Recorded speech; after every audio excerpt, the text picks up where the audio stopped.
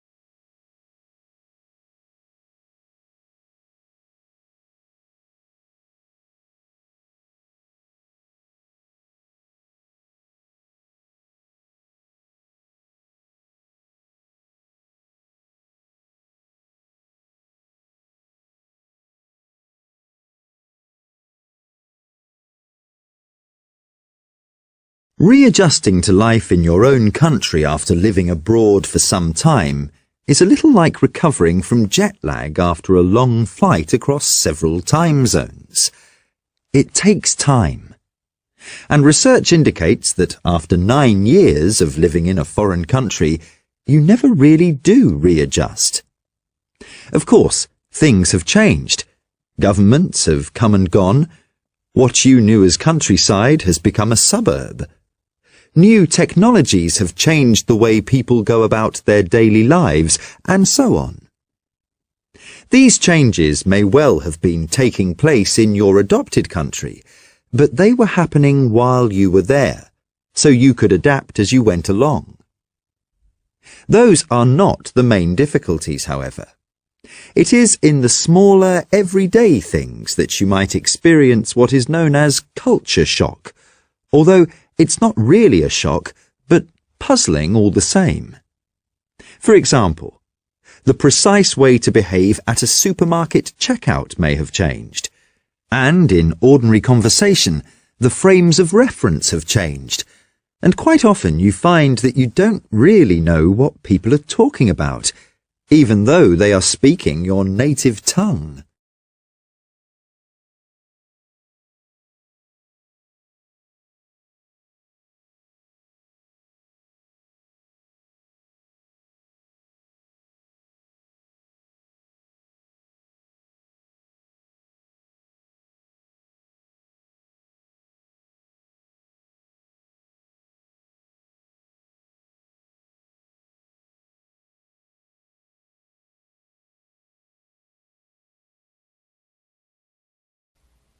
Hey, Jeff, have you been to the new library yet? Oh, hi, Jen. Yes, I went last week to check it out. I really like it. Yes, I like it too.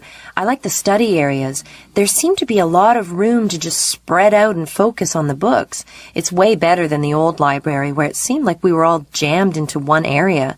Sometimes it was even hard to find a spot to study because it was so crowded, especially during exams. I even like the chairs at the new place. They're super comfy. You're right. The only bad thing about it is that it's pretty far away. It takes me about 20 minutes to get there by bus, so I can see myself not going all the way downtown if I'm in a pinch for time. I'd probably just stay in the residence and study there. I was thinking that too. It's too bad it takes so long to get there. I don't like being dependent on the buses. Have you tried riding your bike there? It might take a little longer, but at least you're getting a bit of exercise. That's a good idea, Jen. Maybe I'll try riding this week. I just have to make sure I'm good and rested. Sometimes when I'm overtired, I'm not too coordinated. Knowing me, I'd have a load of books on my backpack and get distracted by something and crash my bike. Well, you've just got to keep an eye out for those potholes. Oh, wow, look at the time. I've got to get to my next class. I'll see you around, Jeff. Good talking to you, Jen. I'll be seeing you.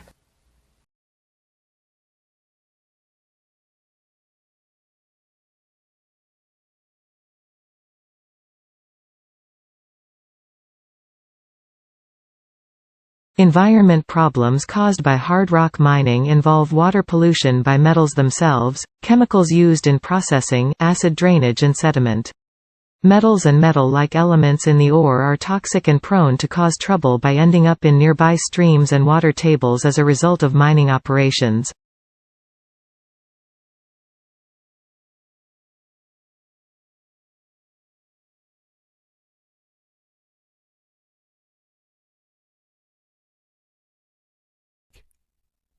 Working together, they figured out that if the government was going to propose some kinds of significant tax increases, which is a good strategy, require me to at least lie something like getting something for those big tax brackets, not seeing any results.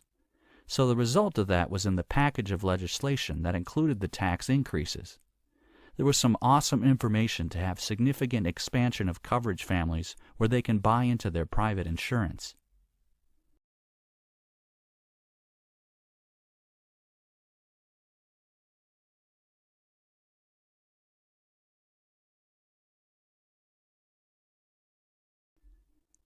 Rebuilding carbon-rich agriculture soils is the only real productive, permanent solution to taking excess carbon dioxide from the atmosphere.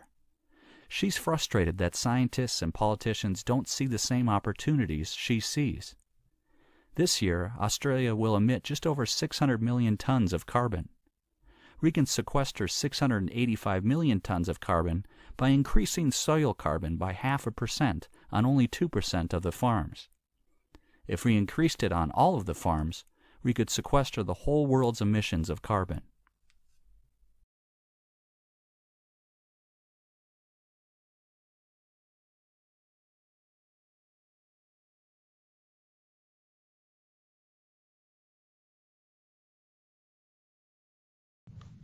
Long-term exposure to noise can lead to loss of hearing. The relative loudness of sounds is measured in decibels. Just to give you an idea of what this means, the sound of a whisper is 30 decibels, while a normal conversation is 60 decibels. The noise a vacuum cleaner makes is around 85 decibels. The danger zone, the risk of injury, begins at around 90. Continual exposure to sounds above 90 decibels can damage your hearing. Loud noises, especially when they come at you every day, all this noise can damage the delicate hair cells in your inner ear. Lots of everyday noises are bad for us in the long run. For example, a car horn sounds at around 100 decibels. A rock band at close range is 125 decibels. A jet engine at close range is one of the worst culprits at an ear-busting 140 decibels. The first thing to go is your high-frequency hearing, where you detect the consonant sounds in words. That's why a person with hearing loss can hear voices, but has trouble understanding what's being said.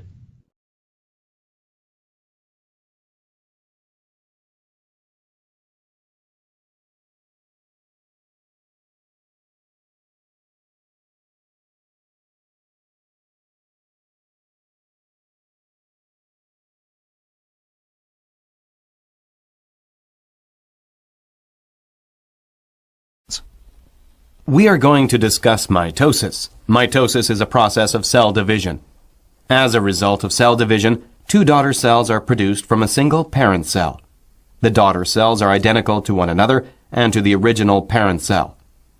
Mitosis includes 4 phases called prophase, metaphase, anaphase, and telophase. Let's discuss each phase here. In prophase, each chromosome duplicates to form 2 sister chromatids. In metaphase, the chromosomes line up at the equatorial plate and are held by microtubules and the centromere. In anaphase, the centromeres divide and sister chromatids separate and move toward the matching poles. Finally, in telophase, daughter chromosomes arrive at the poles and the microtubules disappear. The chromatin expands. The cytoplasm divides and the cell membrane pinches inward, producing 2 daughter cells.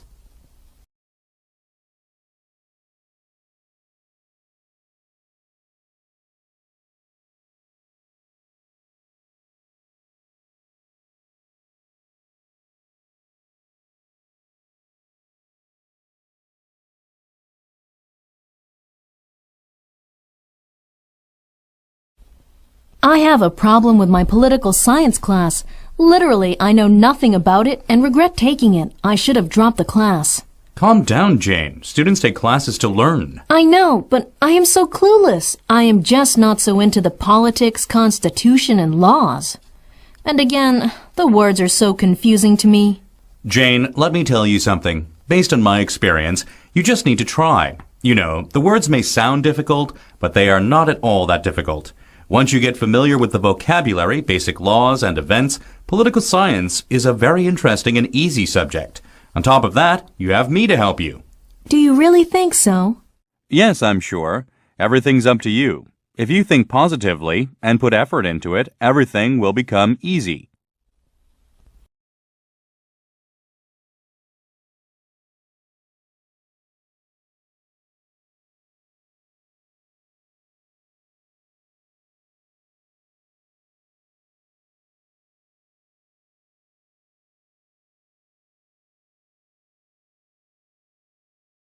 Drums can be divided according to shape. Some of the types are tubular, vessel, and frame drums. One of the most common tubular drums is the long drum. A lot of long drums are cylindrical. They have the same diameter from top to bottom, like this Polynesian drum. This drum was carved from a length of tree trunk and has a single skin head. For vessel drums, we have the kettle drum. Kettle drums have a single membrane stretched over a pot or vessel body. Vessel drums come in a variety of sizes, from the very large drums of Africa to the very compact and portable drums, like this one from Hawaii. The third type I want you to see is the frame drum. A frame drum consists of one or two membranes stretched over a simple frame, which is usually made of thin.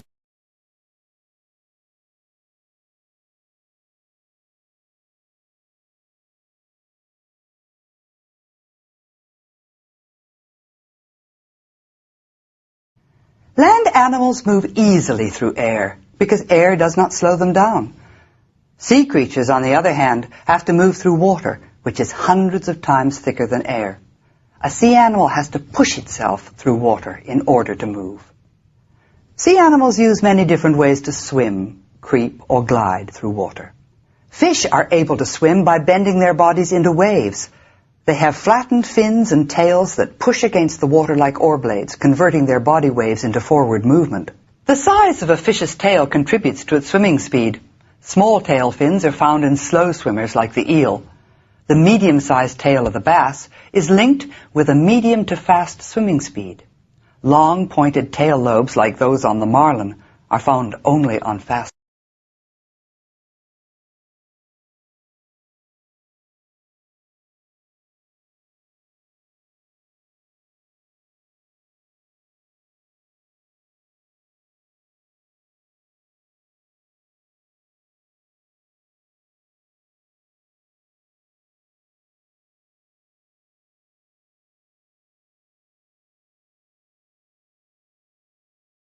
It seems we now know more about outer space than we do about the Earth's core.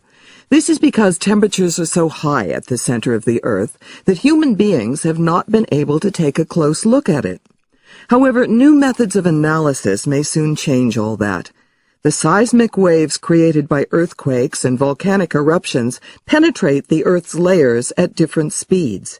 It is now hoped that by studying these waves, scientists will be able to make new discoveries and solve some of the mysteries of the internal structure of the Earth.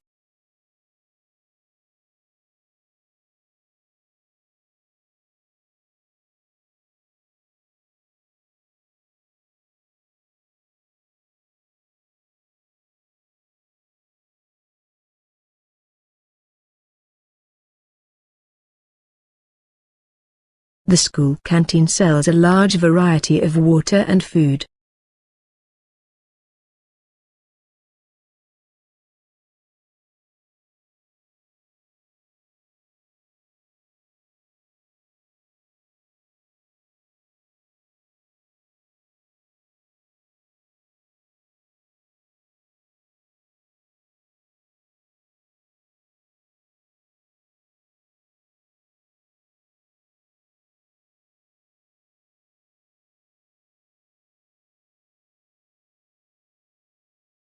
We are researching on the most significant challenges we are facing today.